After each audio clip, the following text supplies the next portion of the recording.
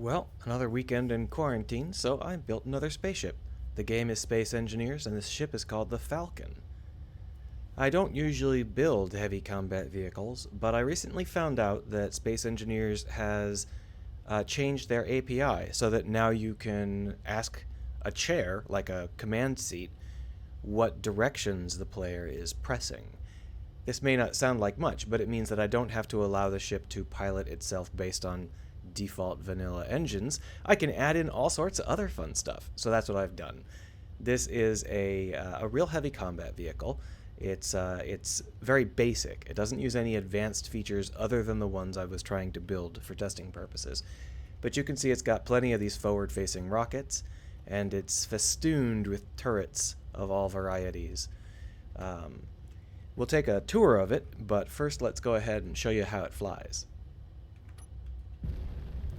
So it goes pretty fast, and it's not as fast as some of the other ships I've created, but this is a heavy armor vehicle.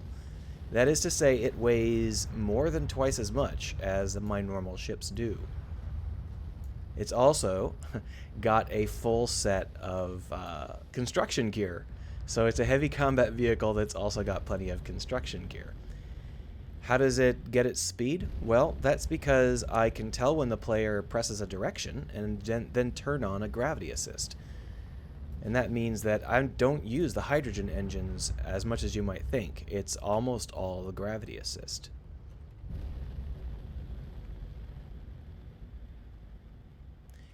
So I'll go ahead and take you on a tour of the inside, show you some of the other features we've got. This forward nose helm is the only one that uses the gravity assist. The rest of them are non-gravity assist piloting chairs. It's not really a great idea because this one gets blown away right away in combat. So, you know, in a more advanced ship, I would set this up to be more defended or have multiple grav helms. But I'm mostly just trying to set this up to work, and it works pretty good. Up here on the top, above that, we've got navigation rather than helm. The difference is that navigation has the ability to control your jump drives. Now in this game, normally when you want to use a jump drive, you come over here and you search for jump drive, and then you click on a jump drive, and then you tweak the distance that it's trying to take you, and you try and figure out whether or not this distance is, the distance you want. And then once you set that up, you can't actually jump from in here. You have to jump from here because you have to press one of these buttons. It's a real pain in the ass. So what I've done is I've set up this seat. I've taken away all of the engine control. You can still move it around like this. You can still point yourself wherever you want to go. But you can't actually use the engines. Instead, your normal engine controls change your jumps. So here you can see I'm turning off jump drives, I'm turning on jump drives, I'm lowering the jump range, and I'm raising the jump range. So because of this, we have the ability to really quickly figure out where we want to go. So if we take a look, that's 1,200 kilometers away.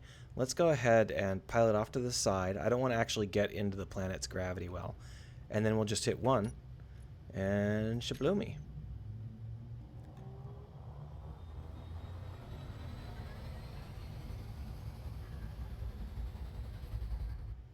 Whoop. There we go. And you can see that it used up 3 of our jump drives.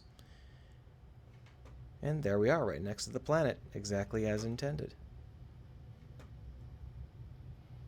There's the base. So what this means is that it has 2 scripts running in it. This ship has 2 scripts. It's got the script for doing the gravity assist, which primarily links to this, and it's got the script for doing the jump assist, which is primarily linked to that.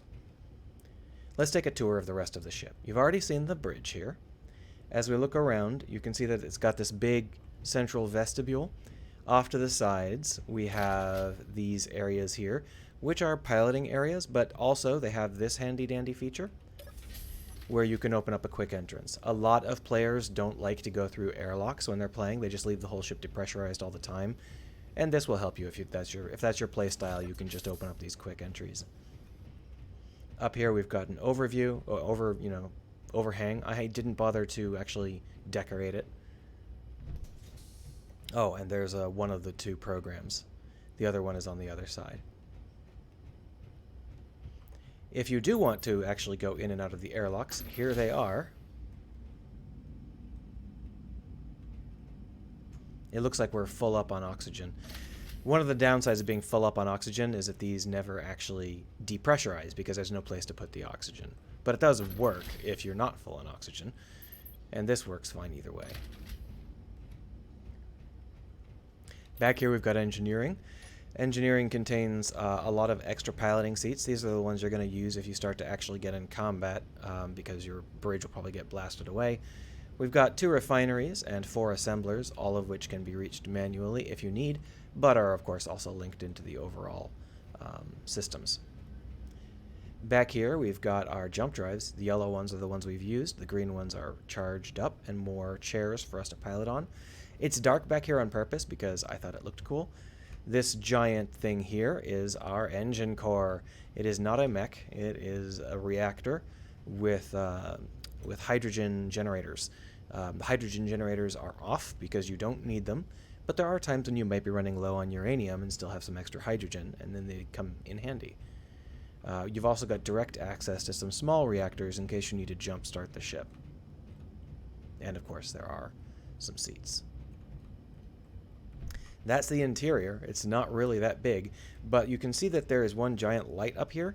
I thought this looked kind of cool, so I figured that's why I have everything in here low light, because I think it's cool to have this this blue spotlight lighting up the entire bow of the ship.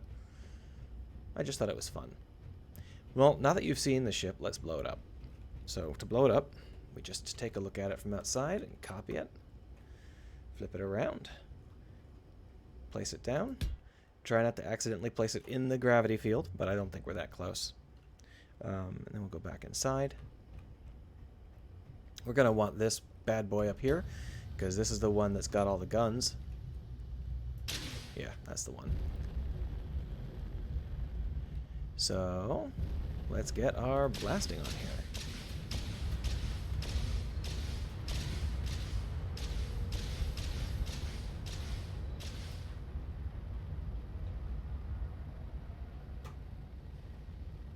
You can see that I got rid of one of the little hanging arms.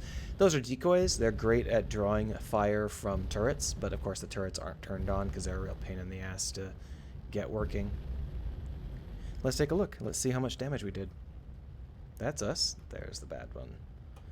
So, as expected, we've basically gutted the bridge. Technically, we could still drive from here, but I wouldn't recommend it. Almost all of our forward barrage is gone because there are no welders to bring it back. So that means that we have lost most of our forward firepower.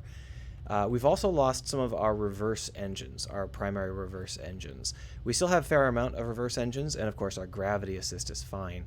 So we're not in trouble there, but this is a problem with this kind of design. It's very easy to have all of your forward elements ripped away, and it's the same with any given orthogonal face. Like if I had fired on the top, we would have had all of our top elements ripped away. But that's something where those elements are sacrificial. They don't actually need to be there. We've lost a few of our mass blocks, but that's not too bad. Over here you can see we've lost a turret, another turret, but most of our turrets are still pretty intact. And if we look down here, I don't think we lost a single turret down here. Oh, there, we lost that one. That one's burned out. Oh, no, wait, it's not. It's just something else is burning. If we were to look inside, aside from the bridge, which is sacrificial, we really didn't lose anything. Everything in here is intact. There would be oxygen in here if we sealed off the bridge area. So that's because this ship is a heavy armor vehicle. Normally I run with light armor vehicles, and light armor vehicles die pretty quick. Heavy armor vehicles can last a lot longer, but they have this problem where they get stripped away. All of their exposed elements, you know, like turrets and missiles and engines, they all get stripped away, which is something that is only avoidable via some really advanced techniques, but maybe I'll build a better ship that has those techniques built into it. At the very least, it might be fun to show you how to do them. I wanted to get this ship working. It's a very basic setup, just to make sure that I understood how the system was set up, the new grav assist and jump assist systems. So you can see that we've stripped away almost all of the turrets, at least on the top half. Almost all. It looks like all of them. And that's because even though they are partially shielded, they're not shielded as well as they should be, and there's no welders to bring them back once they start to get damaged. We could still park some ships here if you really wanted. Those are docking ports. I might not recommend that in a firestorm like this one, though. If we look inside, you can see we've taken some fire in this area.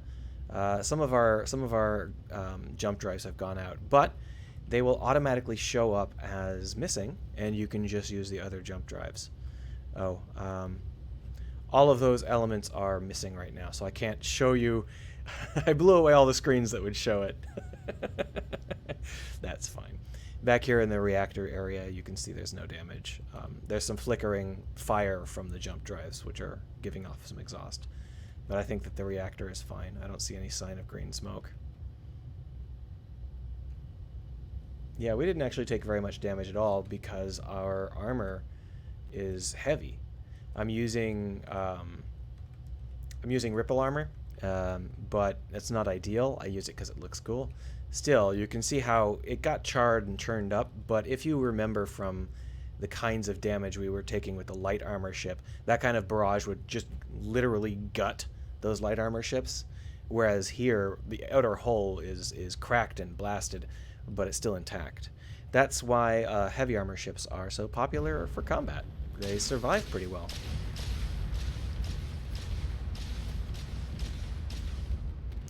Oh, my mouse fell off the edge of the desk there. That's not going to be very useful. Let's go back.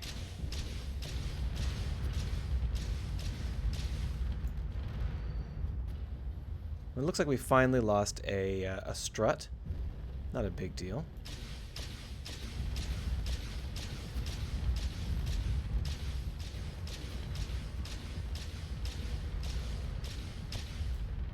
Let's take a look. Oop. We're starting to look pretty ragged here after that kind of barrage. Let's take a look and see what sort of systems have been knocked offline. So here's engineering back here. Let's just check and see whether or not we've still got programs. Yeah, we've actually still got the grav assist. I don't know if we have very many gravity generators left, but we still have the assist. And oh, yep, and we still have the jump assist. Here you can see 4 of our jump drives have been knocked offline, but we still have 4 of them left. We could jump 1,000 kilometers in a heartbeat. Here you can see our refinery. It looks like it's taken enough damage to knock it offline. It's sparking, but it doesn't look like it's sparking on the inside, which is a little strange. I would say we probably have a refinery left and at least 2 assemblers, but I'm not exactly sure. It's hard to tell. Here you can see our jump drives. A couple of them have taken some fire. It's a little bit burny in here. Our reactor room finally got ripped open. You can see that our small reactor is exhausting. It's not even attached anymore. We've lost a lot of our power generation capabilities, but our core large reactor happens to have survived. That is just luck. However, even if your reactors are completely knocked offline, you still have maybe an hour of combat maneuverability left due to the battery banks. We've lost nearly all of our engines, so we would probably have to strongly rely on gravity assist to get anywhere at this point. And of course we're short on offense now. We don't have any forward firepower, and a lot of our turrets are missing. So this ship, I would give it like a B-. It's certainly able to hold its own in combat, but it's not configured as high quality as some of the other ships I make. Still, if you want to see how a script can really help you make jumps easier, and another script can really help you do gravity assist, feel free to download the ship and give it a shot. See ya.